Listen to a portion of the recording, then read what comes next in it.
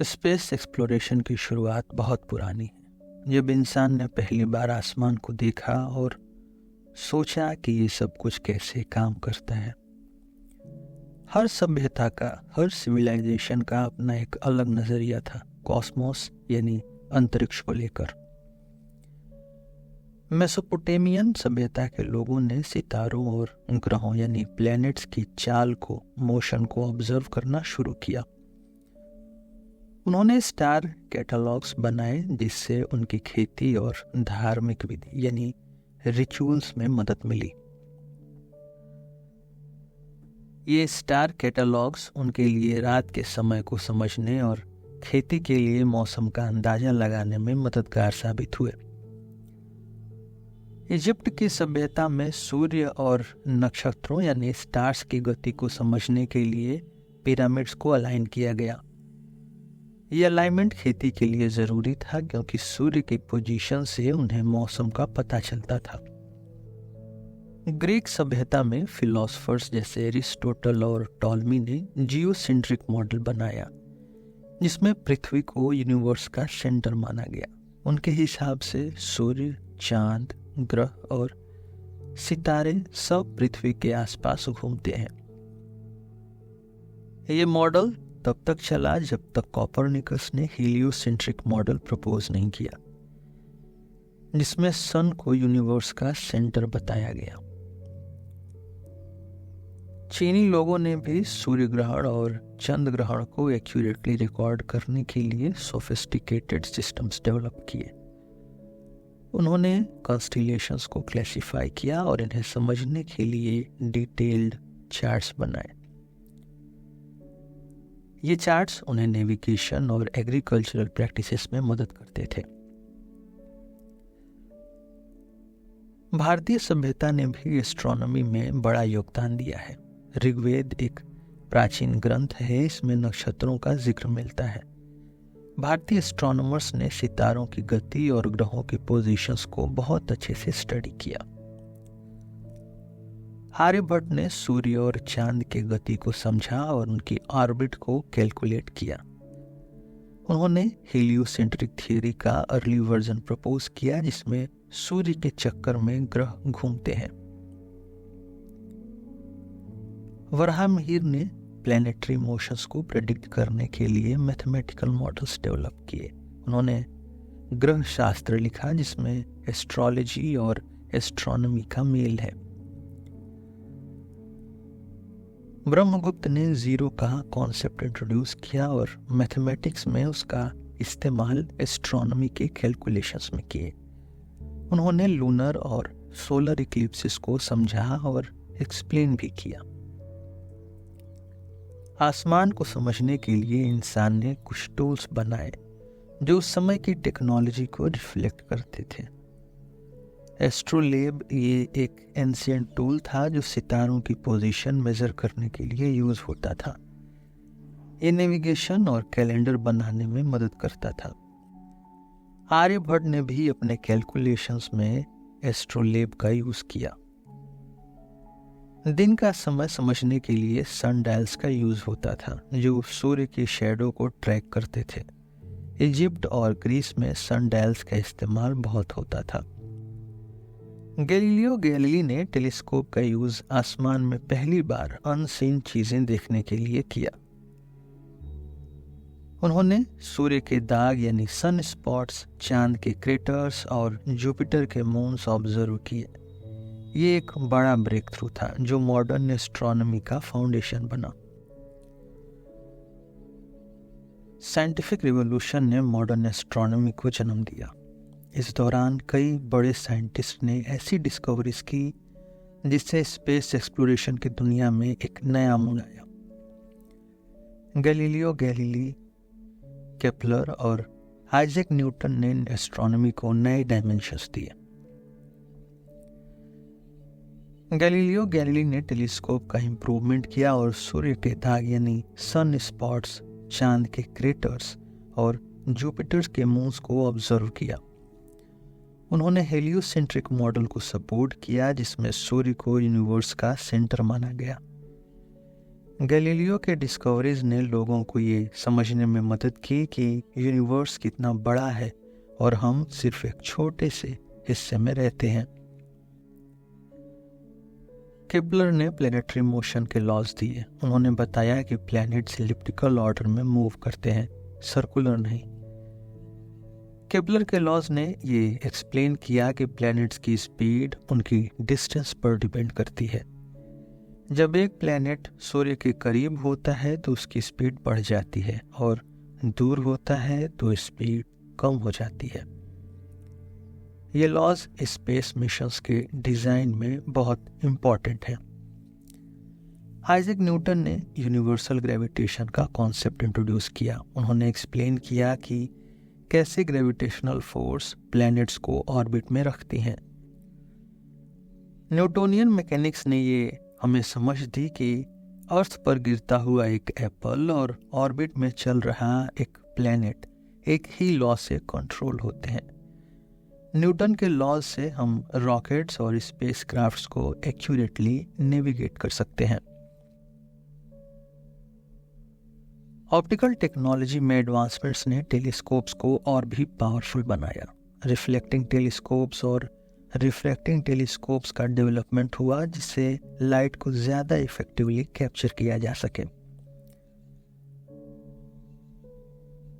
ये एडवांसमेंट्स ने एस्ट्रोनॉमर्स को और भी एक्यूरेट ऑब्जर्वेशंस करने में मदद की, जिससे सेलेस्टियल बॉडीज की प्रॉपर्टीज और मूवमेंट्स को बेटर समझा जा सके।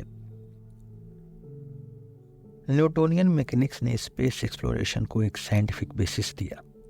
आइजैक न्यूटन ने यूनिवर्सल ग्रेविटेशन का प्रिंसिपल दिया, जिसमें एक्सप्लेन किया गया कि कैसे सेलेस्टियल बॉडीज एक दूसरे को अट्रैक्ट करती हैं और उनके ऑर्बिट को मेंटेन करती हैं। न्यूटन के लॉ से हम रॉकेट्स और स्पेसक्राफ्ट्स को एक्यूरेटली नेविगेट कर सकते हैं। ये थियरी स्पेस मिशंस के डिज़ाइन और एग्जीक्यूशन के लिए ज़रूरी है, क्योंकि बिना ग्रेविटी के नॉलेज के रॉकेट्स और स्पेसक्राफ्ट्स को स्पेस में नेविगेट करना मुश्किल होता। न्यूटन के प्रिंसिपल्स ने स्पेस एक्सप्लोरेशन को फिजिबल बनाया। हम अब रॉकेट्स को डिज़ाइन कर सकते हैं जो ग्रेविटेशनल फोर्सेस को ओवरकम कर सकते हैं और स्पेस में ट्रैवल कर सकते हैं। न्यूटोनियन मैकेनिक्स ने ये समझा दिया कि कैसे ग्रेविटेशनल फोर्सेस का इस्तेमाल करके रॉकेट्स और स्पेसक्राफ्ट्स को डिजायर्ड ट्रैजेक्टरी पर ले जाया जा सकता है। स्पेस एक्सप्लोरेशन की असली जर्नी रॉकेट साइंस से शुरू होती है। पहले रॉकेट्स सिर्फ वॉरफेयर के लिए यूज होते थे, लेकिन कुछ विजनरीज ने उन्हें स्पेस ट्रेवल के लिए अडॉप्ट करने का आइडिया दिया। कॉन्स्टेंटिन स्क्लोवास्की, रॉबर्ट गडार्ड और हरमन ओबर्थ ने इस फील्ड में बड़ा योगदान दिया। कॉन्स्टेंटिन स्क्लोवास्की ने थियोरेटिकल स्पेस फ्लाइट के बारे में पहला काम किया। उन्होंने रॉकेट इक्वेशन दिया जो एक्सप्लेन करता है कि रॉकेट में फ्यूल और स्पीड का क्या संबंध है। स्क्लोवास्की ने बताया कि अगर हम रॉकेट में ज़्यादा फ्यूल ले आएं तो रॉकेट की स्पीड भी बढ़ जाएगी। उन्होंने मल्टी स्टेज रॉकेट्स का आइडिया दिया, जिससे रॉकेट्स लाइट वेट होते हैं और ज़्यादा स्पीड अचीव करते हैं, जो स्पेस में जाने के लिए ज़रूरी है। रॉबर्ट गडार्ड ने पहली लिक्विड फ्यूल्ड रॉकेट बनाई। उनकी रॉकेट ने propulsion सिस्टम में एक रिवोल्यूशन ला दिया। लिक्विड फ्यूल रॉकेट्स ज़्यादा एफिशिएंट और रिलायबल होते हैं compare to solid fuelled rockets. Goddard ने अपने एक्सपेरिमेंट से दिखाया कि लिक्विड फ्यूल रॉकेट्स स्पेस में ट्रैवल कर सकते हैं। उनके इनोवेशंस ने मॉडर्न रॉकेट्स का बेस बनाया। हरमन ओबर्थ ने स्पेस एक्सप्लोरेशन को प्रैक्टिकल बनाने के लिए थियरीज और डिज़ाइंस प्रपोज किए। उन्होंने रॉकेट के डिज़ाइंस और प्रपल्सन सिस्टम को रिफाइन किया जो स्पेस मिशन के लिए ज़रूरी थे। ओबर्थ ने सजेस्ट किया कि रॉकेट्स को मल्टी स्टेज बनाकर उनकी इफिशिएंसी बढ़ाई जा सकती है। उनके कंट्रीब्यूशन से रॉकेट्स की परफॉर्मेंस और रिलायबिलिटी इम्प्रूव हुई, जिससे स्पेस मिशंस के लिए ज़्यादा फिजिबल बन गया।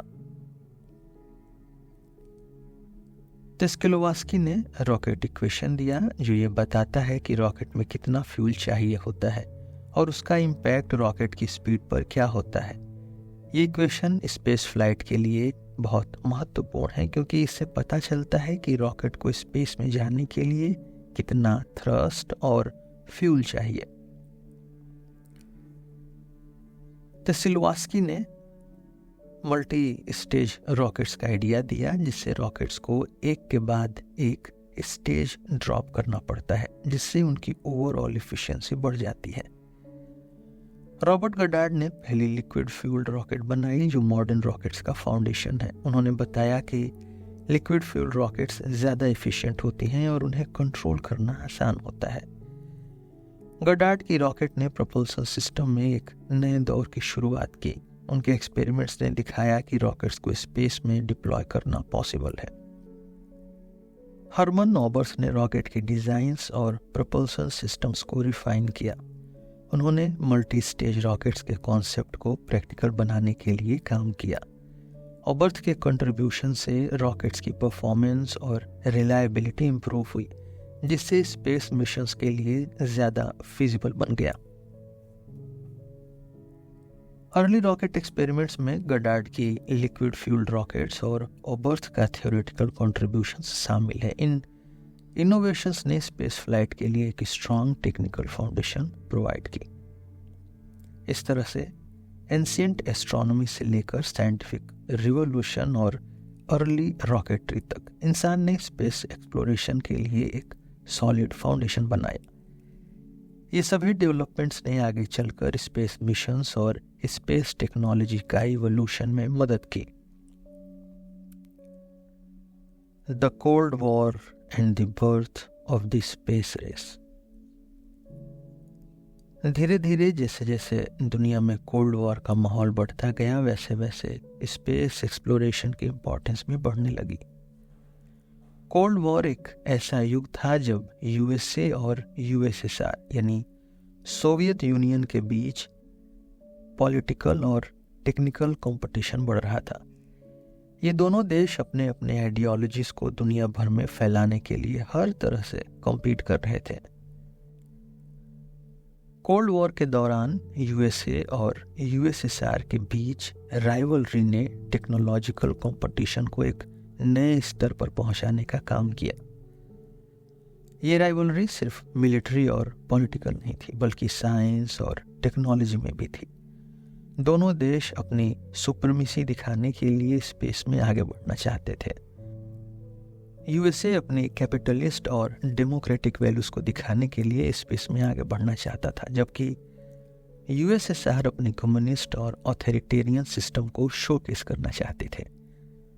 स्पेस रेस एक तरह से ये दिखाने का एक जरिया था कि कौन सा सिस्टम दुनिया में ज़्यादा स्ट्रॉन्ग और सक्सेसफुल है। टेक्नोलॉजिकल सुपीरियॉरिटी और स्ट्रेटेजिक एडवांटेज को दिखाने के लिए स्पेस मिशंस को प्रायोरिटी दी गई। अक्टूबर 4, 1957 को सोवियत यूनियन ने स्पुतनिक 1 को लॉन्च किया। यह पहला आर्टिफिशियल सैटेलाइट था जो दुनिया ने बनाया था। स्पुतनिक 1 का टेक्निकल स्पेसिफिकेशन था एक स्फेरिकल शेप का सैटेलाइट जो 58 सेंटीमीटर्स डायमीटर का था और 83.6 किलोग्राम्स का था। इसका लॉन्च दुनिया भर में एक शॉक वेव क्रिएट कर दिया। लोगों ने सोचा कि अब अमेरिका भी स्पेस में कॉम्पीट कर सकता है। स्पुतनिक 1 ने स्पेस एक्सप्लोरेशन में एक नए एरा का आरंभ किया।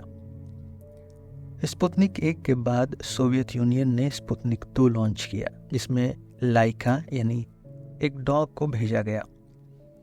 स्पुतनिक 2 का मकसद बायोलॉजिकल एक्सपेरिमेंट्स करना था और देखना था कि जीव जंतु स्पेस में सर्वाइव कर सकते हैं या नहीं। लाइका का मिशन ने दिखाया कि लाइफ फॉर्म्स को स्पेस में भेजना पॉसिबल है, लेकिन इसका कॉस्ट ह्यूमन लाइफ्स पर भी पड़ा। यह मिशन बायोलॉजिकल रिसर्च में एक माइलस्टोन था।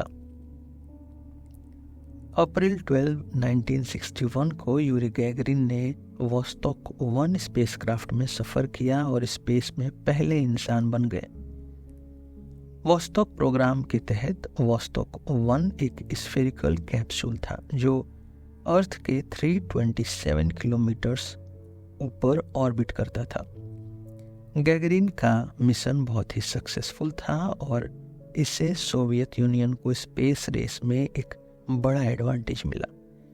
यूरी गैगरिन का सफ़र दिखाता है कि इंसान भी स्पेस में सफ़र कर सकता है, जो एक बड़ी अचीवमेंट थी। सोवियत यूनियन के शुरुआती सफलताओं के बाद यूएसए ने भी अपना जवाब देना शुरू किया। नासा के गठन इस कंपटीशन में अमेरिका को आगे बढ़ाने के लिए किया गया था। जुलाई 29, 1958 को यूनाइटेड स्टेट्स ने national aeronautics and space administration यानी नासा को एस्टेब्लिश किया। नासा का मिशन था स्पेस एक्सप्लोरेशन में अमेरिका को लीड करना और अपनी टेक्नोलॉजिकल एडवांसमेंट्स को दुनिया के सामने लाना। नासा ने अपने इनिशियल ईयर्स में ही कई बड़े मिशंस लॉन्च किए जो स्पेस रेस में महत्वपूर्ण थे।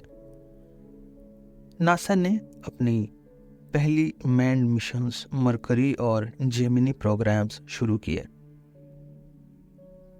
मरकरी प्रोग्राम का ऑब्जेक्टिव था पहले अमेरिकन एस्ट्रोनॉट को स्पेस में भेजना और उन्हें सेफ रिटर्न करना। मरकरी मिशंस ने बेसिक स्पेस फ्लाइट टेक्निक्स को डेवलप किया, जैसे कि ऑर्बिटिंग और री एंट्री। जेमिनी प्रोग्राम ने एस्ट्रोनॉट्स को स्पेस में ज़्यादा टाइम तक रहने और मल्टीपल मनूवर्स परफॉर्म करने की ट्रेनिंग दी। स्पेस रेस का सबसे बड़ा मुकाबला अपोलो प्रोग्राम में हुआ, जिसमें यूएसए ने पहली बार इंसान को चांद पर भेजने का एम रखा। अपोलो मिशंस के लिए जो सबसे महत्वपूर्ण चीज़ थी वो थी सैटर्न 5 रॉकेट। सैटर्न 5 एक 3 स्टेज रॉकेट था जो बहुत ही पावरफुल था। इस रॉकेट का डिज़ाइन और इंजीनियरिंग काफ़ी चैलेंजिंग थी। सैटर्न 5 का वेट था 2800 मैट्रिक टन्स और ये 363 फीट लंबा था। इस रॉकेट ने पहली बार एक सिंगल रॉकेट से इतनी हैवी पेलोड को स्पेस में भेजने का काम किया। इंजीनियरिंग चैलेंजेस को ओवरकम करने के लिए नासा ने इनोवेटिव मैन्युफैक्चरिंग प्रोसेसेस और क्वालिटी कंट्रोल टेक्निक्स डेवलप किए। अपोलो प्रोग्राम के तहत टोटल 17 मिशंस लॉन्च किए गए, अपोलो 1 से अपोलो 17 तक। अपोलो 11 जो जुलाई 20, 1969 को लॉन्च हुआ, ये सबसे फेमस है क्योंकि इस मिशन ने नील आर्मस्ट्रॉन्ग और बज़ एल्ड्रिन 2 इंसानों को पहली बार चांद पर उतारा। अपोलो मिशंस ने बहुत सारी साइंटिफिक और टेक्नोलॉजिकल अचीवमेंट्स हासिल की जो स्पेस एक्सप्लोरेशन को नए डायमेंशंस दिए। अपोलो मिशंस ने चांद पर कई साइंटिफिक एक्सपेरिमेंट्स परफॉर्म किए। लूनर जियोलॉजी को समझने के लिए रॉक्स और सॉइल सैंपल्स कलेक्ट किए गए। सिस्मोलॉजी एक्सपेरिमेंट्स ने चांद के अंदर की एक्टिविटी को मेजर किया। ये एक्सपेरिमेंट्स ने चांद के फॉर्मेशन और उसके जियोलॉजिकल हिस्ट्री को समझने में मदद की। अपोलो मिशंस ने स्पेस साइंस को एक नया पर्सपेक्टिव दिया और इंसानों को चांद की मिस्ट्री को एक्सप्लेन करने का मौका दिया। स्पेस रेस ने दुनिया को कई टेक्नोलॉजिकल इनोवेशंस प्रोवाइड किए जो आज हमारे डेली के जीवन में भी यूज होते हैं। R7, सोयूज और सैटर्न 5 इंजन्स ने रॉकेट प्रपल्सन में नए स्टैंडर्ड सेट किए। इन इंजन्स ने रॉकेट्स को ज़्यादा थ्रस्ट और एफिशिएंसी दी जो स्पेस में ट्रैवल करने के लिए ज़रूरी थे। रॉकेट इंजन्स के डिज़ाइन में कॉन्टिन्यूअस इम्प्रूवमेंट्स और इनोवेशंस ने स्पेस मिशंस को पॉसिबल बनाया। स्पेस रेस के दौरान मास प्रोडक्शन टेक्निक्स डेवलप की गई जिससे हाई प्रेशर टाइमलाइंस में भी क्वालिटी कंट्रोल मेंटेन किया जा सके। नासा और सोवियत स्पेस प्रोग्राम्स ने एडवांस्ड मैन्युफैक्चरिंग प्रोसेसेस को अडॉप्ट किया जिससे रॉकेट्स और स्पेस क्राफ्ट्स को रिलायबली प्रोड्यूस किया जा सके। मैन्युफैक्चरिंग चैलेंजेस को ओवरकम करने के लिए ऑटोमेशन और प्रिसीजन इंजीनियरिंग का भी यूज़ किया गया जो स्पेस टेक्नोलॉजी को और भी एडवांस्ड बनाए। स्पेस रेस के इनोवेशंस ने कई दूसरी फील्ड्स में भी अपना इम्पैक्ट डाला है, जैसे कि टेलीकम्युनिकेशंस, मटेरियल साइंस और कंप्यूटिंग। ये टेक्नोलॉजिकल स्पिलओवर्स ने ग्लोबल स्पेस एफर्ट्स को एक्सेलरेट किया और स्पेस एक्सप्लोरेशन को एक ग्लोबल इनिशिएटिव बना दिया। इस दौरान के कुछ की फिगर्स की प्रोफाइल को देखते हैं। Wernher von Braun. जर्मनी से अमेरिका आए वॉन ब्राउन ने सैटर्न 5 रॉकेट का डेवलपमेंट किया, जो अपोलो मिशंस के लिए ज़रूरी था। उनके कंट्रीब्यूशंस ने स्पेस एक्सप्लोरेशन को एक नया डायरेक्शन दिया। सर्जी कोरोलेव। सोवियत स्पेस प्रोग्राम के चीफ डिज़ाइनर कोरोलेव ने स्पुतनिक, वोस्टॉक और सोयूज मिशंस को डिज़ाइन किए। उनका विजन और लीडरशिप सोवियत यूनियन को स्पेस रेस में आगे बढ़ाने में बड़ी योगदान दिया। Neil Armstrong. अपोलो 11 मिशन के कमांडर नील आर्मस्ट्रॉन्ग ने पहली बार इंसान को चांद पर उतरने का हिस्टोरिक अचीवमेंट हासिल किया। उनका नाम स्पेस एक्सप्लोरेशन के सफर में अमर हो गया है। कोल्ड वॉर के दौरान स्पेस रेस ने इंसान को अपने आसमान में सफर करने का मौका दिया। सोवियत यूनियन और यूएसए के बीच की राइवलरी ने स्पेस टेक्नोलॉजी में रैपिड एडवांसमेंट्स को ट्रिगर किया। स्पुतनिक 1 से लेकर अपोलो मून लैंडिंग्स तक ये सफर बहुत ही इंस्पायरिंग और ग्राउंड ब्रेकिंग रहे। स्पेस रेस ने मॉडर्न स्पेस प्रोग्राम्स को एक स्ट्रॉन्ग फाउंडेशन दिया और आज भी इसकी लेगेसी हमारे स्पेस मिशंस में दिखाई देती है।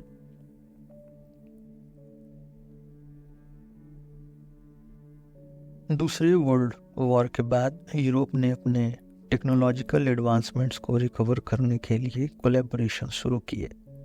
फ्रांस, जर्मनी और इटली ने मिलकर स्पेस रिसर्च और डेवलपमेंट में अपने रिसोर्सेस को इन्वेस्ट किया। ये कोलैबोरेशंस ने यूरोपियन कंट्रीज को स्पेस टेक्नोलॉजी में आगे बढ़ने में मदद की। यूरोपियन स्पेस एफर्ट्स को और मजबूत बनाने के लिए अलग अलग देशों ने अपनी नेशनल स्पेस एजेंसीज बनाई। फ्रांस ने सेंटर नेशनल ड्यूट्यूज स्पेटियस CNES इस्टेब्लिश किया, जो आज भी यूरोप की स्पेस रिसर्च का बैकबोन है। जर्मनी ने ड्यूशेस ज़ेंट्रम फॉर लुफ्ट und रेमहर्ट DLR बनाया। माफ़ कीजिएगा, प्रोनाउंसिएशन का थोड़ा इशू है, यानी DLR बनाया, जो एरोस्पेस रिसर्च और डेवलपमेंट में काम करता है। इटली ने एजेंसिया स्पेजिले इटालियाना ASI बनाया, जो स्पेस मिशंस और सैटेलाइट डेवलपमेंट में एक्टिव है। ये नेशनल स्पेस एजेंसीज यूरोप के स्पेस एफर्ट्स को ऑर्गेनाइज और कोऑर्डिनेट करने में भी मददगार साबित हुई। 1958 में यूरोपियन कंट्रीज ने अपने स्पेस एफर्ट्स को और इंटीग्रेटेड और कोलैबोरेटिव बनाने के लिए ESA यानी यूरोपियन स्पेस एजेंसी का गठन किया। ESA का मिशन था स्पेस एक्सप्लोरेशन में यूरोप को एक स्ट्रॉन्ग प्लेयर बनाना और ग्लोबल स्पेस रेस में अपनी पोजीशन मजबूत करना। ESA में इनिशियल फाउंडिंग मेंबर्स में France, Germany, Italy, the Netherlands और द यूनाइटेड किंगडम शामिल थे। आज ESA में 22 मेंबर स्टेट्स हैं, 22, जो मिलकर स्पेस मिशंस प्लान और एग्जीक्यूट करते हैं। ESA का ऑर्गेनाइजेशनल स्ट्रक्चर इंक्लूड करता है मल्टीपल डायरेक्टरेट्स जो डिफरेंट एस्पेक्ट्स जैसे साइंटिफिक रिसर्च, सैटेलाइट टेक्नोलॉजी और मिशन प्लानिंग पर फोकस करते हैं। ESA एक कोलैबोरेटिव फ्रेमवर्क पर काम करता है जहां मेंबर कंट्रीज अपनी एक्सपर्टीज और रिसोर्सेज शेयर करते हैं। गवर्नेंस के लिए ESA का काउंसिल ऑफ मिनिस्टर्स रिस्पॉन्सिबल हैं जो मेजर डिसीजंस लेते हैं। ESA में हर मेंबर कंट्री अपना कंट्रीब्यूशन बेस्ड ऑन अपनी कैपेबिलिटीज और रिसोर्सेज देती है। जो स्पेस प्रोजेक्ट्स को सक्सेसफुल बनाने में मदद करता है। ईएसए ने अपने स्पेस मिशंस में सबसे पहले एरियन रॉकेट सीरीज का डेवलपमेंट किया। एरियन रॉकेट्स ने यूरोप को रिलायबल सैटेलाइट लॉन्चेस प्रोवाइड किए। वल्केन इंजन जो एरियन 5 में यूज होता है हाई एफिशिएंसी और रिलायबिलिटी के लिए जाना जाता है। एरियन रॉकेट्स ने कई सक्सेसफुल लॉन्चेस किए जो यूरोप को ग्लोबल स्पेस मार्केट में एक स्ट्रॉन्ग पोजीशन दिलाने में मददगार है। ईएसए की रोसेटा मिशन एक हिस्टोरिक मिशन था जिसमें स्पेसक्राफ्ट ने कॉमेट 67P/Churyumov-Gerasimenko को एक्सप्लोर किया। रोसेटा ने कॉमेट की सरफेस, कंपोजिशन और बिहेवियर को डिटेल में स्टडी किया। इस मिशन ने साइंटिफिक कम्युनिटी को कॉमेटरी साइंस में कई नए इंसाइट्स दिए और ये मिशन स्पेस एक्सप्लोरेशन के फील्ड में यूरोप के कंट्रीब्यूशन को हाईलाइट करता है। गाया मिशन का ऑब्जेक्टिव था मिल्की वे गैलेक्सी को हाई प्रिसीजन के साथ मैप करना। गाया स्पेसक्राफ्ट ने मिलियंस ऑफ स्टार्स के पोजीशंस, डिस्टेंसेस और मोशंस को एक्यूरेटली मेजर किया। इस डेटा से एस्ट्रोनॉमर्स को गैलेक्सी के स्ट्रक्चर और इवोल्यूशन को समझने में मदद मिली। गाया मिशन ने यूरोपियन स्पेस साइंस में एक नए माइलस्टोन को छू लिया। गैलीलियो नेविगेशन सिस्टम यूरोप का अपना ग्लोबल नेविगेशन सैटेलाइट सिस्टम यानी GNSS है, जो GPS यानी USA का एक अल्टरनेटिव है। गैलीलियो का ऑब्जेक्टिव है हाई प्रिसीजन पोजीशनिंग, नेविगेशन और टाइमिंग सर्विसेज प्रोवाइड करना। गैलीलियो सैटेलाइट्स ने ग्लोबल कनेक्टिविटी को इम्प्रूव किया और यूरोप को इंडिपेंडेंट नेविगेशन सर्विसेज का एडवांटेज दिया। ईएसए ने एडवांस सैटेलाइट टेक्नोलॉजी डेवलप की है जो अर्थ ऑब्जर्वेशन में काम आती है। सेंटिनल सैटेलाइट सीरीज जो कॉपरनिकस प्रोग्राम का हिस्सा है, environmental monitoring, climate change tracking और डिजास्टर मैनेजमेंट में यूज होती है। इन सैटेलाइट्स ने अर्थ की डिटेल्ड इमेजरी और डेटा प्रोवाइड किया जो साइंटिफिक रिसर्च और पॉलिसी मेकिंग में मददगार है। यूरोप ने कई advanced space science instruments develop किए हैं जो वेरियस मिशंस में यूज होते हैं। प्लैंक स्पेस ऑब्जर्वेटरी ने कॉस्मिक माइक्रोवेव बैकग्राउंड रेडिएशन को स्टडी किया जो यूनिवर्स के ओरिजिन और इवोल्यूशन को समझने में मदद करते हैं। हर्सल स्पेस ऑब्जर्वेटरी ने फार इंफ्रारेड और सब मिलीमीटर वेवलेंथ में ऑब्जर्वेशंस किए जो स्टार फॉर्मेशन और इंटरस्टेलर मीडियम के स्टडी में यूजफुल है। ईएसए ने नासा और दूसरे स्पेस एजेंसीज के साथ मिलकर कई कोलैबोरेटिव मिशंस एग्जीक्यूट किए हैं। जेम्स वेब स्पेस टेलीस्कोप में ईएसए का बड़ा कंट्रीब्यूशन है, जहां उन्होंने टेलीस्कोप के इंस्ट्रूमेंट्स और टेक्नोलॉजी प्रोवाइड की। ये पार्टनरशिप्स ने ग्लोबल स्पेस एफर्ट्स को सिंक्रोनाइज किया और शेयर्ड गोल्स को अचीव करने में मदद की। ईएसए के कोलैबोरेटिव मिशंस ने स्पेस टेक्नोलॉजी को ग्लोबल लेवल पर इम्प्रूव किया है। इंटरनेशनल स्पेस स्टेशन यानी ISS में ईएसए के मॉड्यूल्स और टेक्नोलॉजी का बड़ा रोल है।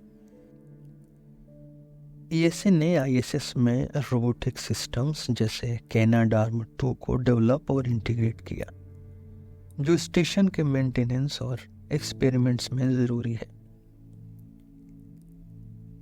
ईएसए का ऑटोमेटेड ट्रांसफर व्हीकल यानी ATV ISS में कार्गो सप्लाई करने के लिए डिज़ाइन किया गया था। ATV ने स्पेस स्टेशन को इसेंशियल सप्लाईज और इक्विपमेंट्स डिलीवर किए जिससे ISS की ऑपरेशंस स्मूथ रहे।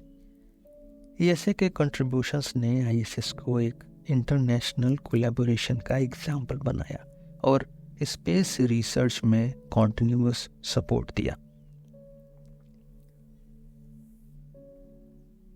ईएसए ने अपने फ्यूचर मिशंस के लिए कई एम्बिशियस प्रोजेक्ट्स प्लान किए हैं एक्सोमार्स मिशन जो मार्स पर लाइफ सर्च करने के लिए डिज़ाइन किया गया है, और जुपिटर आईसी मून्स एक्सप्लोरर यानी जूस जो जुपिटर के आईसी मून्स को एक्सप्लोर करेगा।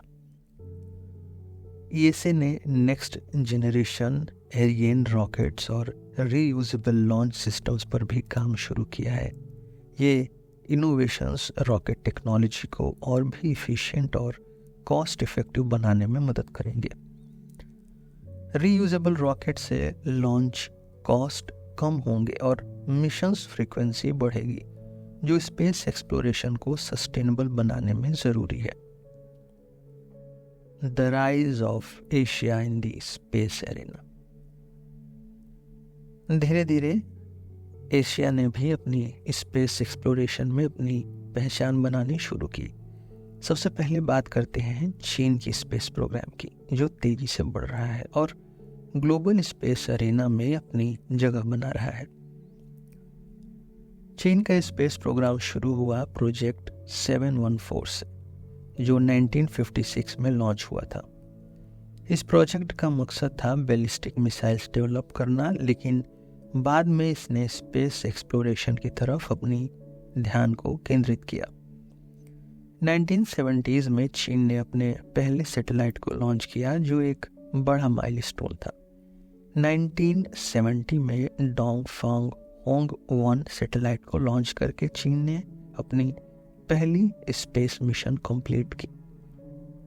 चीन के चोंगवा मून मिशंस ने स्पेस एक्सप्लोरेशन में एक नए दौर की शुरुआत की। चोंगवा 1 को 2007 में लॉन्च किया गया था, जो मून का मैपिंग करता था। चोंगवा 3 ने 2013 में पहली बार मून पर लैंड करने में कामयाबी हासिल की। चोंगवा 4 ने 2019 में मून के फार साइड पर लैंड किया, जो एक हिस्टोरिक अचीवमेंट था। इन मिशंस ने मून की जियोलॉजिकल स्टडी में मदद की और फ्यूचर लूनर बेसिस के लिए ग्राउंड वर्क तैयार किया। चीन ने अपनी स्पेस स्टेशन सीरीज तियांगोंग को डेवलप किया है। तियांगोंग 1 को 2011 में लॉन्च किया गया था, जो एक मिनी स्पेस स्टेशन था। उसके बाद तियांगोंग 2 को 2016 में लॉन्च किया गया। इसमें एडवांस्ड लाइफ सपोर्ट सिस्टम्स और साइंटिफिक एक्सपेरिमेंट्स को इंटीग्रेट किया गया है। चीन का लॉन्ग मार्च रॉकेट सीरीज उनके स्पेस मिशंस का बैकबोन है। लॉन्ग मार्च रॉकेट्स का डेवलपमेंट 1970s में शुरू हुआ था, और ये रॉकेट्स आज भी रिलायबल और इफिशिएंट लॉन्च व्हीकल के रूप में यूज होते हैं। लॉन्ग मार्च 5 रॉकेट, जो चीन का सबसे पावरफुल रॉकेट है, इसने हैवी पेलोड्स को स्पेस में सक्सेसफुली लॉन्च किया है। इस रॉकेट ने मार्स और मून मिशंस को सपोर्ट किया है, जो चीन के स्पेस एम्बिशंस को आगे बढ़ा रहे हैं। चीन ने अपना बेइडोउ नेविगेशन सैटेलाइट सिस्टम यानी BDS भी डेवलप किया है, जो एक ग्लोबल नेविगेशन सैटेलाइट सिस्टम यानी GNSS है। BDS का ऑब्जेक्टिव है हाई प्रिसीजन पोजीशनिंग, नेविगेशन और टाइमिंग सर्विसेज प्रोवाइड करना। यह सिस्टम चीन को GPS यानी जो USA का सिस्टम है, उसका एक स्ट्रॉन्ग अल्टरनेटिव बनाता है और ग्लोबल कनेक्टिविटी को इम्प्रूव करता है। BDS ने नेविगेशन सर्विसेज में इंडिपेंडेंस प्रोवाइड किया और इसका ग्लोबल इम्पैक्ट बहुत बड़ा है। अब बात करते हैं इंडिया के स्पेस एक्सप्लोरेशन के सफ़र की, जो Indian Space Research Organisation ISRO के थ्रू चल रही है। इसरो ने अपने एफिशिएंट और कॉस्ट इफेक्टिव मिशंस के थ्रू ग्लोबल स्पेस एरिना में अपनी एक अलग पहचान बनाई है। इसरो का एस्टेब्लिशमेंट 1969 में हुआ था, जब इंडियन गवर्नमेंट ने स्पेस रिसर्च को एक फॉर्मल स्ट्रक्चर देने के लिए इसरो को एस्टेब्लिश किया। शुरुआत में इसरो का फोकस सैटेलाइट टेक्नोलॉजी और लॉन्च व्हीकल्स पर था। ओवर द ईयर्स इसरो ने अपने मिशंस को डाइवर्सिफाई किया और अब ये human space flight, interplanetary missions और स्पेस एक्सप्लोरेशन में भी एक्टिव है। मार्स ऑर्बिटर मिशन यानी मंगलयान जो 2013 में लॉन्च हुआ, इसरो का पहला इंटरप्लैनेटरी मिशन था। इस मिशन का ऑब्जेक्टिव था मार्स की ऑर्बिट में एंटर करना और मार्स के एटमॉस्फेयर और सरफेस के बारे में डेटा कलेक्ट करना। मंगलयान ने मार्स पर सक्सेसफुल एंट्री अचीव की और लो कॉस्ट स्पेस मिशन का एक मॉडल सेट किया। ये मिशन ग्लोबल स्पेस कम्युनिटी में इसरो को एक बड़ी पोजीशन दिलाने में मददगार रहा। इसरो के launch vehicles polar satellite launch vehicle यानी PSLV और जियो सिंक्रोनस सैटेलाइट लॉन्च सिस्टम यानी GSLV है। उनके स्पेस मिशन का ये बैकबोन है। PSLV को वर्क हॉर्स कहा जाता है क्योंकि ये रिलायबल और कॉस्ट इफेक्टिव है। PSLV ने कई सैटेलाइट्स को सक्सेसफुली लॉन्च किया है। GSLV जो हायर पेलोड कैपेसिटी वाला है और उसके एडवांस्ड वर्जन जैसे GSLV MK3 ने ह्यूमन स्पेस फ्लाइट और इंटरप्लैनेटरी मिशन को सपोर्ट किया है। इन रॉकेट्स ने इसरो को ग्लोबल स्पेस मार्केट में कॉम्पिटिटिव बनाया। इसरो के चंद्रयान मिशंस ने मून एक्सप्लोरेशन में एक बड़ा योगदान दिया है। चंद्रयान 1 ने मून के मिनरल कंपोजिशन को स्टडी किया और वाटर आइस की प्रेजेंस को कंफर्म किया। चंद्रयान 2 ने मून के साउथ पोल पर लैंडर को सक्सेसफुली डिप्लॉय किया जो एक चैलेंजिंग टास्क था। चंद्रयान 2 ने लूनर साइंस में बहुत से इनसाइट्स प्रोवाइड किए। फिर आगे चलकर चंद्रयान 3 को भी लॉन्च किया गया जो सक्सेसफुल नहीं रहा। गगनयान इसरो का ह्यूमन स्पेस फ्लाइट प्रोग्राम है जिसका ऑब्जेक्टिव है पहले इंडियन एस्ट्रोनॉट को स्पेस में भेजना और सेफ रिटर्न कराना। गगनयान में एक क्रूड स्पेसक्राफ्ट डिजाइन किया गया है जो ह्यूमन लाइफ सपोर्ट सिस्टम से इक्विप्ड होगा। ये मिशन इसरो को ह्यूमन स्पेस एक्सप्लोरेशन में एक नए लेवल पर ले जाएगा और इंडिया को global human space flight programmes में इंक्लूड करेगा। गगनयान के डेवलपमेंट में बहुत सी टेक्निकल और सेफ्टी चैलेंजेस हैं, लेकिन इसरो ने एफिशिएंट प्लानिंग और एग्जीक्यूशन के थ्रू इन्हें एड्रेस किया है। अब बात करते हैं जापान की कंट्रीब्यूशन की।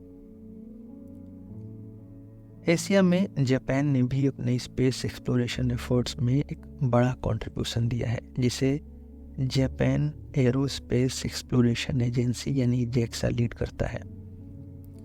JAXA ने अपने एडवांस्ड मिशंस और टेक्नोलॉजिकल इनोवेशंस के थ्रू ग्लोबल स्पेस कम्युनिटी में अपनी एक अच्छी पोजीशन बनाई है।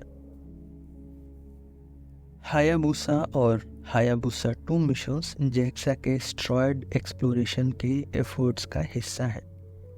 हायाबुसा मिशन ने एस्टेरॉयड इटोकावा से सैंपल कलेक्ट किया और 2010 में अर्थ पर सेफली रिटर्न किया। हायाबुसा 2 ने एस्टेरॉयड ryugu से सैंपल्स कलेक्ट किए और 2020 में अर्थ पर रिटर्न किया। इन मिशंस ने एस्टेरॉयड कंपोजिशन और सोलर सिस्टम के फॉर्मेशन के बारे में बहुत से इंसाइट्स प्रोवाइड किए। JAXA का Kibo module international space station ISS का एक इम्पॉर्टेंट हिस्सा है।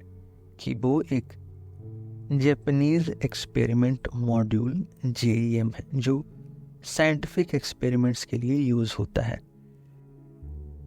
इस मॉड्यूल ने माइक्रोग्रेविटी में रिसर्च को सपोर्ट किया और बायोमेडिकल, मटेरियल्स साइंस और स्पेस टेक्नोलॉजी में एडवांसमेंट्स में मदद की। कीबो ने इंटरनेशनल कोलैबोरेशंस को और भी स्ट्रॉन्ग बनाया है और ISS में जापान की साइंटिफिक कंट्रीब्यूशंस को हाईलाइट किया है। कागुया सेलेन मिशन JAXA का एक लूनर ऑर्बिटर मिशन था जो मून के सरफेस और सब सरफेस को स्टडी करता था। इस मिशन ने मून की जियोलॉजिकल फीचर्स, वॉल्केनिक एक्टिविटी और लूनर क्रस्ट के स्ट्रक्चर को डिटेल में स्टडी किया। कैगुया मिशन ने मून के फॉर्मेशन और इवोल्यूशन को समझने में बहुत से इंसाइट्स दिए जो स्पेस साइंस में वैल्यूएबल कंट्रीब्यूशंस हैं। एशिया के दूसरे देशों ने भी अपने स्पेस एक्सप्लोरेशन में बड़े स्टेप्स उठाए हैं। South Korea, United Arab Emirates यानी यूएई, सिंगापुर और ताइवान जैसे देशों ने अपने स्पेस प्रोग्राम्स को डेवलप किया है और नए मिशंस लॉन्च किए हैं। साउथ कोरिया ने अपने स्पेस एम्बिशंस को आगे बढ़ाया है। उन्होंने अपना पहला सैटेलाइट कॉमसैट को लॉन्च किया और अब उनका फोकस है हायर पेलोड कैपेसिटी रॉकेट्स और लूनर मिशंस पर। साउथ कोरिया का स्पेस प्रोग्राम रैपिडली ग्रो कर रहा है और ये फ्यूचर में मार्स मिशंस और स्पेस एक्सप्लोरेशन में कंट्रीब्यूट कर सकता है। यूएई ने अपने स्पेस प्रोग्राम को एस्टेब्लिश किया है और होप मार्स मिशन, जिसे मार्स होप प्रोब भी कहा जाता है, सक्सेसफुली मार्स ऑर्बिट में एंटर कर गया। होप मिशन का ऑब्जेक्टिव है मार्स के एटमॉस्फेयर को स्टडी करना और क्लाइमेट डायनेमिक्स को समझना। यूएई ने अपने फ्यूचर मिशंस में लूनर एक्सप्लोरेशन और डीप स्पेस मिशंस को भी इंक्लूड किया है, जो उनके स्पेस एम्बिशंस को रिफ्लेक्ट करता है। एशिया ने अपने स्पेस एक्सप्लोरेशन में अपनी एक अलग स्ट्रॉन्ग पोजीशन बनाई है। चीन, इंडिया, जापान और दूसरे एशियन देशों ने अपने स्ट्रेटेजिक मिशंस और टेक्नोलॉजिकल इनोवेशंस के थ्रू ग्लोबल स्पेस एरिना में अपना योगदान दिया है। Russia's enduring space legacy. Soviet union का स्पेस प्रोग्राम अपनी शुरुआत में दुनिया का सबसे एडवांस था, लेकिन 1991 में सोवियत यूनियन के टूटने के बाद रशिया ने अपने स्पेस एफर्ट्स को नए तरीके से ऑर्गेनाइज करना शुरू किया। ये ट्रांजिशन इम्पॉर्टेंट था क्योंकि सोवियत एरा में जो रिसोर्सेस और एक्सपर्टीज थी वो अब नए पॉलिटिकल और इकोनॉमिक चैलेंजेस का सामना कर रही थी। सोवियत यूनियन के टूटने के बाद रशिया को अपने स्पेस प्रोग्राम को सस्टेन करने के लिए नए स्ट्रेटजीज एडॉप्ट करने पड़े। इकोनॉमिक हार्डशिप्स और रिड्यूस्ड फंडिंग ने स्पेस मिशंस को इम्पैक्ट किया, लेकिन रशिया ने अपनी स्पेस कैपेबिलिटीज को मेंटेन करने के लिए कोलैबोरेटिव एफर्ट्स शुरू किए।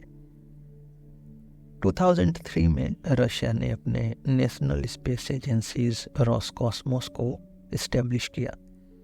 रॉसकॉस्मोस का मिशन था स्पेस रिसर्च, सैटेलाइट लॉन्चेस और इंटरनेशनल स्पेस कोलैबोरेशंस को मैनेज करना।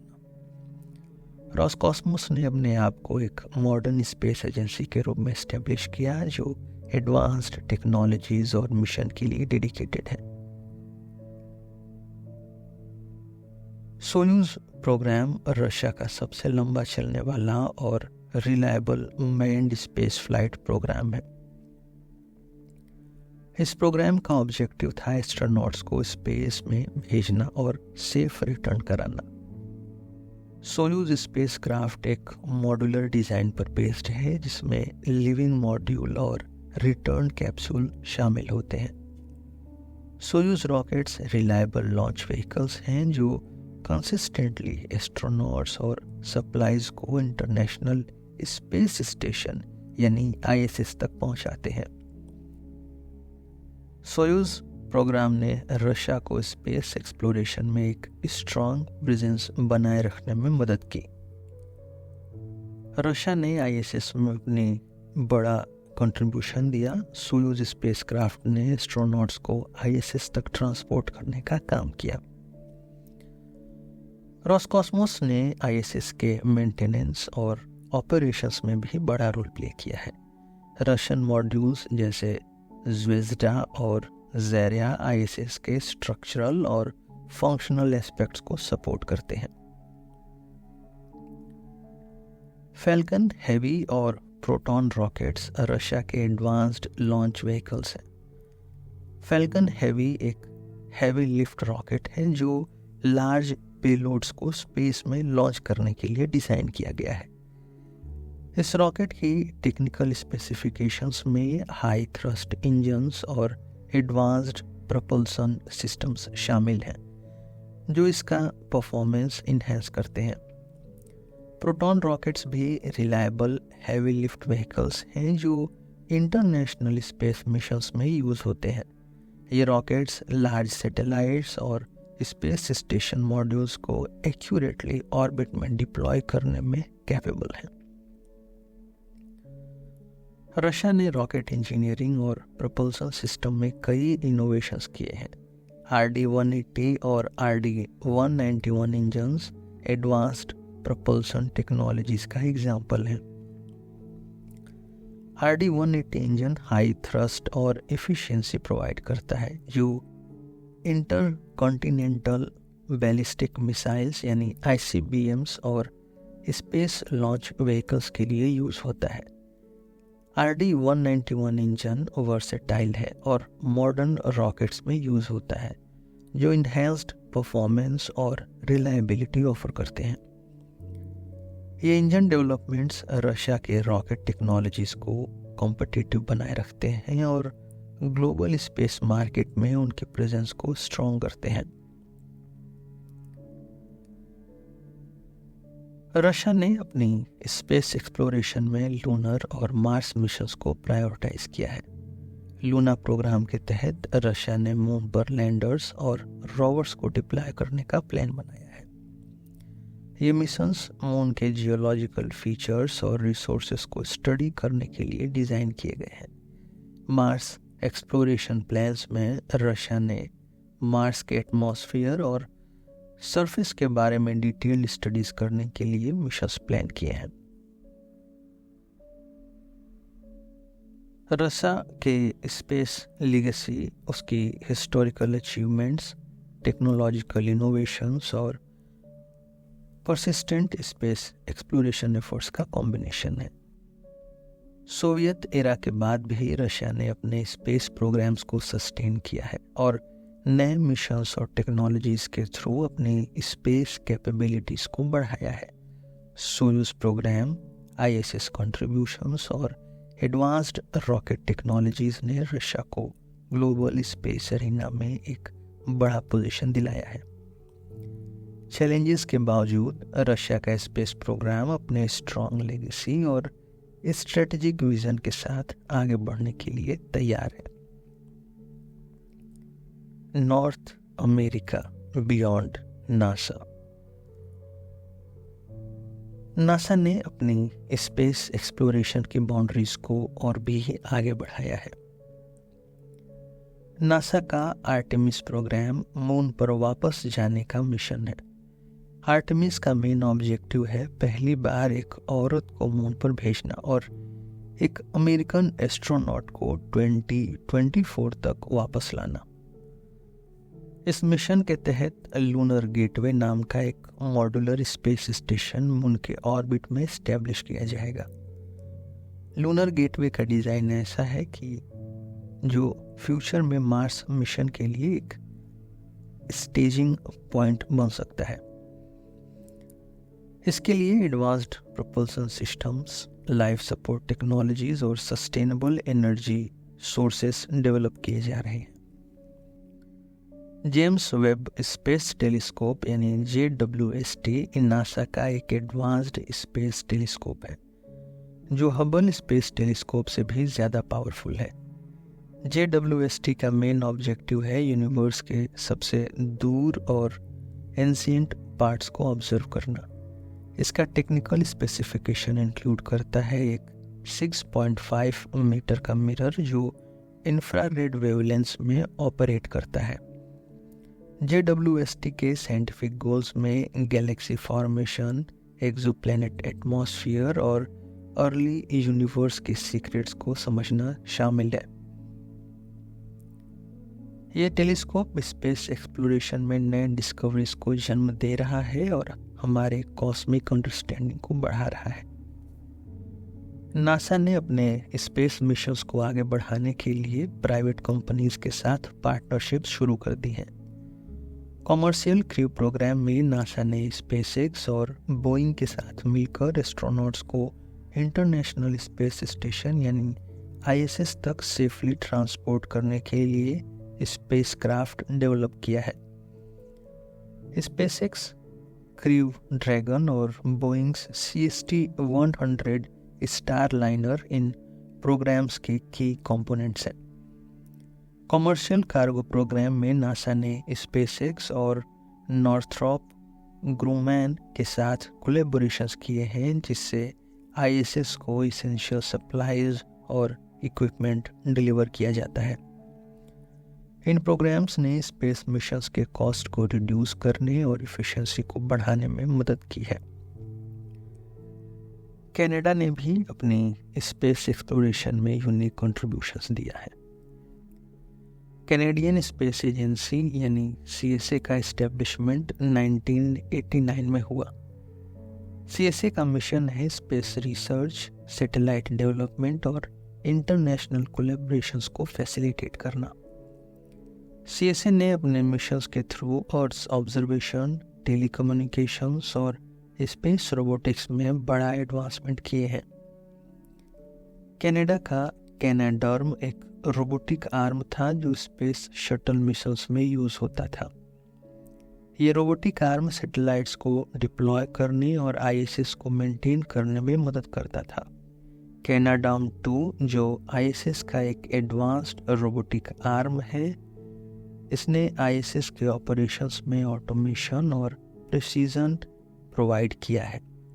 कैनाडार्म-2 ने ISS के मॉड्यूल्स को अटैच करने, उनको रीलोकेट करने और कॉम्प्लेक्स टास्क परफॉर्म करने में मदद की है।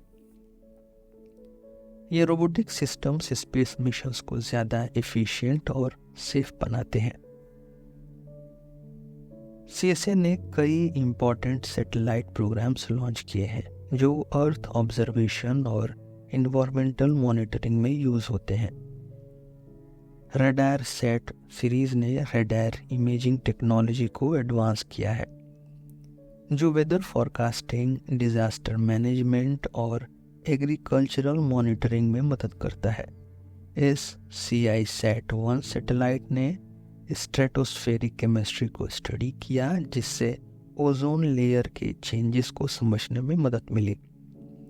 ये सैटेलाइट प्रोग्राम्स कनाडा को ग्लोबल स्पेस साइंस में एक स्ट्रॉन्ग पोजीशन दिलाने में मदद करते हैं।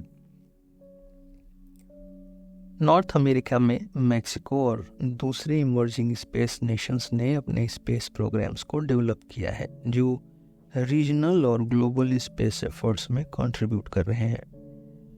मैक्सिको ने अपने स्पेस इनिशिएटिव्स में बड़ा प्रोग्रेस किया है। मैक्सिकन स्पेस एजेंसी AEM ने अपने पहले सैटेलाइट्स लॉन्च किए हैं जो अर्थ ऑब्जर्वेशन और टेलीकम्युनिकेशंस के लिए यूज होते हैं। मैक्सिको का फोकस है स्पेस टेक्नोलॉजी में इनोवेशन और रीजनल कोलैबोरेशंस पर, जिससे उनका स्पेस प्रोग्राम सस्टेनेबल और इम्पैक्टफुल बन सके। नॉर्थ अमेरिका में प्राइवेट सेक्टर का रोल स्पेस एक्सप्लोरेशन में बढ़ रहा है। USA और कनाडा के प्राइवेट स्पेस कंपनीज ने अपने इनोवेटिव टेक्नोलॉजीज और कॉस्ट इफेक्टिव सॉल्यूशंस के थ्रू स्पेस मिशंस को एक्सेलरेट किया है।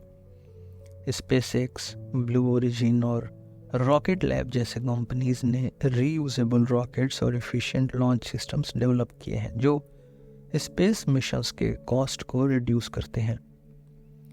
ये प्राइवेट प्लेयर्स स्पेस इंडस्ट्री में डिसरप्टिव चेंजेस ला रहे हैं और नई अपॉर्चुनिटीज को क्रिएट कर रहे हैं। एलन मस्क की कंपनी SpaceX ने रीयूजेबल रॉकेट्स जैसे फाल्कन 9 और फाल्कन हेवी डेवलप किए हैं। इन रॉकेट्स ने स्पेस लॉन्चेस को कॉस्ट इफेक्टिव और सस्टेनेबल बनाया है।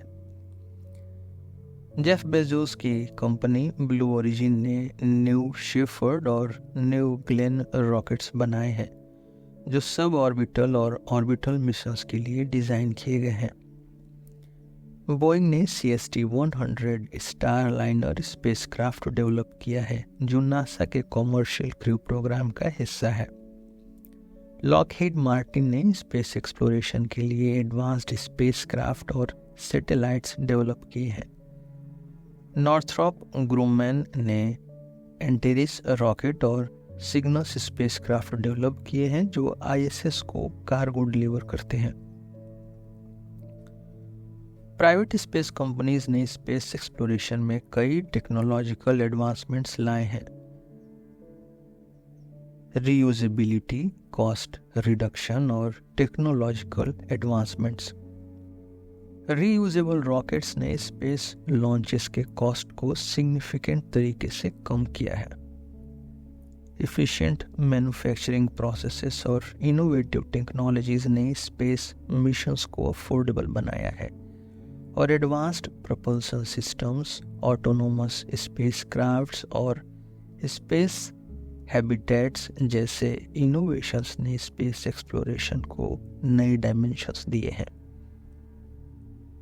नॉर्थ अमेरिका के स्पेस प्रोग्राम्स में कई टेक्नोलॉजिकल इनोवेशंस और अचीवमेंट्स स्पेस एक्सप्लोरेशन को नए हाइट्स पर ले जा रहे हैं।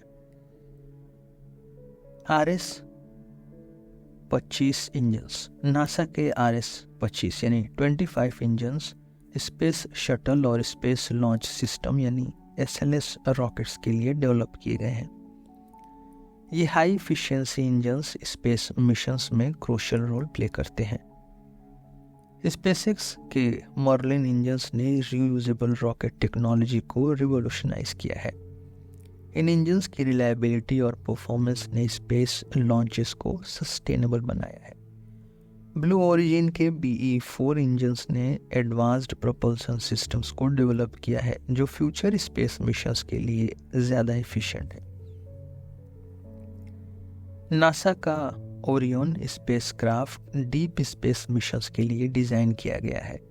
ये स्पेसक्राफ्ट एस्ट्रोनॉट्स को सेफ और कंफर्टेबल जर्नी प्रोवाइड करता है। स्पेसएक्स के ड्रैगन कैप्सूल्स एस्ट्रोनॉट्स और कार्गो को ISS तक सेफली ट्रांसपोर्ट करते हैं। ड्रैगन कैप्सूल्स ने कॉमर्शियल स्पेस फ्लाइट को फीजिबल बनाया है। बोइंग का स्टारलाइनर स्पेसक्राफ्ट भी नासा के कॉमर्शियल क्रू प्रोग्राम का हिस्सा है जो एस्ट्रोनॉट्स को ISS तक लाने के लिए डिजाइन किया गया है। नॉर्थ अमेरिका के स्पेस एक्सप्लोरेशन में कई बड़े फिगर्स का इम्पोर्टेंट रोल है। इन फिगर्स ने स्पेस साइंस और टेक्नोलॉजी में अपना बड़ा योगदान दिया है। वर्नर वॉन ब्राउन जर्मनी से अमेरिका आए थे और स्पेसएक्स के सैटर्न 5 रॉकेट के डेवलपमेंट में उनका बड़ा योगदान था। उन्होंने नासा के अपोलो प्रोग्राम के लिए पावरफुल रॉकेट्स डिज़ाइन किए और जिससे अपोलो मून लैंडिंग्स पॉसिबल हुई। एलन मस्क ने स्पेसएक्स को एस्टेब्लिश किया और रीयूजेबल रॉकेट्स जैसे फैल्कन 9 और फैल्कन हेवी डेवलप किए। मस्क का विजन है मार्स पर ह्यूमन सेटलमेंट्स को बनाना जो स्पेस एक्सप्लोरेशन में एक रिवोल्यूशनरी स्टेप है। नॉर्थ अमेरिका का स्पेस एक्सप्लोरेशन में रोल बहुत डायनामिक और इम्पैक्टफुल है। नासा के एम्बिशियस मिशंस, कनाडा के एडवांस्ड सैटेलाइट टेक्नोलॉजीज, मैक्सिको और दूसरे इमर्जिंग स्पेस नेशंस के एफर्ट और प्राइवेट सेक्टर के इनोवेशंस ने नॉर्थ अमेरिका को ग्लोबल स्पेस अरीना में एक स्ट्रॉन्ग प्रेजेंस दिलाई है। फ्यूचर में नए मिशंस और टेक्नोलॉजिकल एडवांसमेंट से नॉर्थ अमेरिका स्पेस एक्सप्लोरेशन में और भी आगे बढ़ने के लिए रेडी है। ये एडवांसमेंट्स स्पेस साइंस को नए डायमेंशंस दे रहे हैं और हमारे कॉस्मिक अंडरस्टैंडिंग को डीपन कर रहे हैं। आज के लिए बस इतना ही और फिर मिलेंगे आपसे एक नए एपिसोड में एक नए टॉपिक के साथ। मेरा नाम है रोहित और आप सुन रहे थे सिलेबस विद रोहित। धन्यवाद।